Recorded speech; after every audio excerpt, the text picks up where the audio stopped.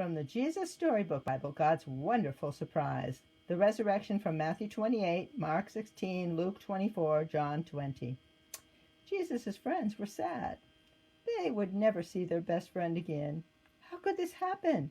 Wasn't Jesus the rescuer, the king God had promised? It wasn't supposed to end like this. Yes, but whoever said anything about the end? Just before sunrise on the third day, God sent an earthquake and an angel from heaven. When the guards saw the angel, they fell down with fright. The angel rolled a huge stone away, sat on top of it, and waited. At the first glimmer of dawn, Mary Magdalene and other women headed to the tomb to wash Jesus' body. The early morning sun slanted through the ancient olive trees, drops of dew glittering on leaves and grasses, little tears everywhere. The friends walked quietly along the hilly path through the olive groves until they reached the tomb, and immediately noticed something odd. It was wide open. They peered through the opening into the dark tomb. But wait, Jesus' body was gone. There it is. There's the empty tomb.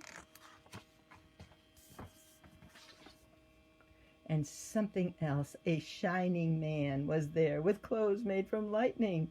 "Don't be scared," the angel said. But they couldn't help it. They screamed anyway. The angel asked them, "What are you doing here? This is a tomb, and tombs are for dead people." The women couldn't speak. "Jesus isn't dead anymore," he said. "He's alive again." And their hearts leapt. And then the angel laughed with such gladness that they felt for a moment as if they had woken from a nightmare. There's the angel, and there's the women.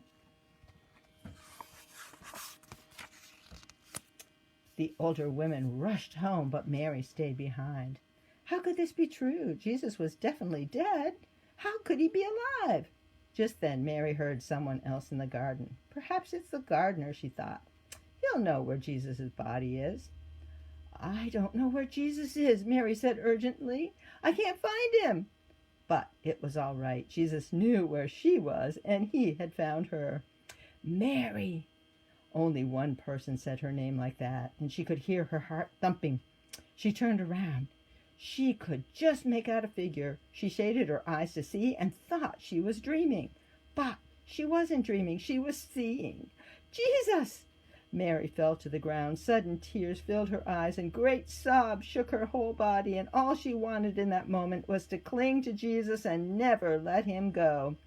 "You'll be able to hold on to me later, Mary," Jesus said gently, "and always be close to me. But now go and tell the others that I'm alive." There's Mary and Jesus, so happy. Mary ran and ran all the way to the city. She had never run so fast or so far in all her life. She felt she could have run forever. She didn't even feel like her feet touched the ground. The sun seemed to be dancing and gleaming and bounding across the sky, racing with her and shining brighter than she could ever remember in the clear, fresh air. And it seemed to her that morning as she ran, almost as if the whole world had been made anew, almost as if the whole world were singing for joy. The trees, tiny sounds in the grass, the birds, her heart. Was God really making everything sad come untrue? Was he making even death come untrue?